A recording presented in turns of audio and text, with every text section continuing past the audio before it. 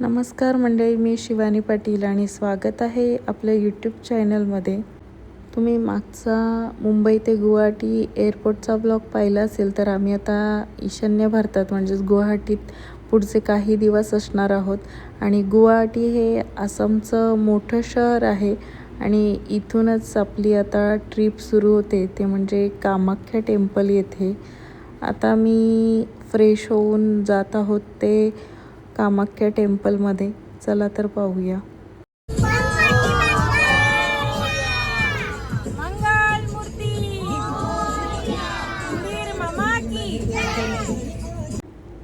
हॉटेलपासून कामाख्या देवीचं मंदिर 20 किलोमीटर अंतरावर आहे आणि तो आपला 1 तासाचा प्रवास होणार आहे. चला तर पाहूया.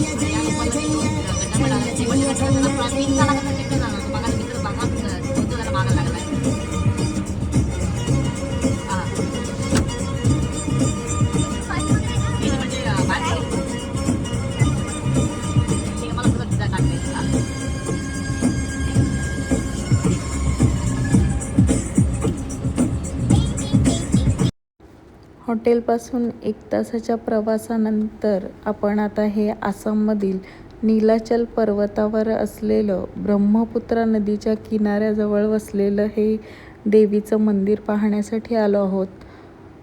भारतातील सर्वात प्रसिद्ध शक्तिपीठांपैकी कामाख्या देवीचं मंदिर हे एक शक्तिपीठ मानलं जातं.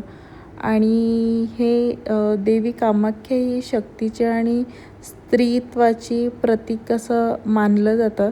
आणि याचा इतिहास सांगायचा झाला तर पुराणानुसार भगवान शिवाची पत्नी सती हिने आपल्या वडिलांच्या यज्ञात आत्मदहन केले होते आणि दुःखाने व्याकुळ झालेल्या शिवानी सतीचे शरीर घेऊन तांडव सुरू केले होते.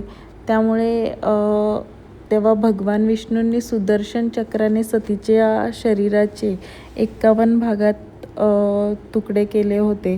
ज्या ठिकाणी सतीचे योनी भाग पडले ते ठिकाण म्हणजे कामाख्या शक्तिपीठ असे मानले जाते.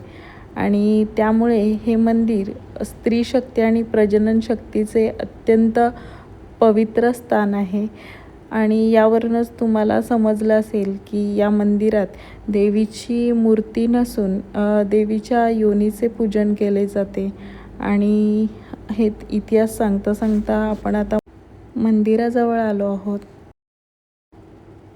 मंदिरात नैसर्गिक दगडी गुहा आणि झऱ्याचे पाणीसुद्धा आहे, ज्याची पूजा केली जाते. यालाच इथे गर्भगृह असे म्हणतात. तुम्ही जर कधी इथे येत असाल तर वेळेनुसार या, कारण मंदिराचा दरवाजा दुपारी 1 ते 2:30 वाजेपर्यंत देवीला भोग देण्यासाठी बंद असतो. आणि आम्ही इथे दिनांक 11 मे रोजी आलो होतो, कारण 12 मेला आसामच्या CMचं शपथविधी असल्यामुळे इथे मंदिरात दर्शनासाठी CM आले होते. त्यामुळे आम्हाला इथे अजून वेळ लागला. मग आम्ही VIP दर्शन तिकीट घेतलं. तर आम्हाला VIP तिकिटाची ऑनलाईन किंमत 500 रुपये दाखवत होती, पण 500चे आम्हाला 1500 रुपये द्यावे लागले. इथे आल्यानंतर आपल्या आजूबाजूला येथील पुजारी फिरत असतात. ते ऑलरेडी ऑनलाईन बुकिंगचे पास क्लोज दाखवतात. त्यामुळे मग इथे आपली अशा प्रकारे फसवणूक केली जाते. त्यामुळे तुम्ही आला तर चुकूनही अशा गोष्टींना बळी पडू नका. फ्री लाईनमध्ये दर्शन पण सेम टाईमला मिळतो आणि गर्भगृहातसुद्धा जाता येतं. आपल्याला सांगताना ते सांगतात की गर्भगृहात जाता येणार नाही. आणि आमचं दर्शन खूप छान प्रकारे झालं. इथली पॉझिटिव्ह एनर्जी खरंच वेगळीच फील होते. आणि ईशान्य भारतात आल्यानंतर या मंदिराला भेट दिल्याशिवाय खरंच ही ट्रिप कंप्लीट होत नाही. इथे इतकी शांतता आणि पॉझिटिव्हिटी आहे की मन अगदीच काम झालं. परंतु आमची अशा प्रकारे फसवणूक झाल्याबद्दल मी तुम्हाला ही माहिती दिली. आणि तुम्हाला माझा आजचा ब्लॉग कसा वाटला ते नक्की सांगा. आणि आवडल्यास लाईक, शेअर आणि सबस्क्राईब करायला विसरू नका. थँक्यू. Bye bye. भेटूया पुढच्या ब्लॉगमध्ये.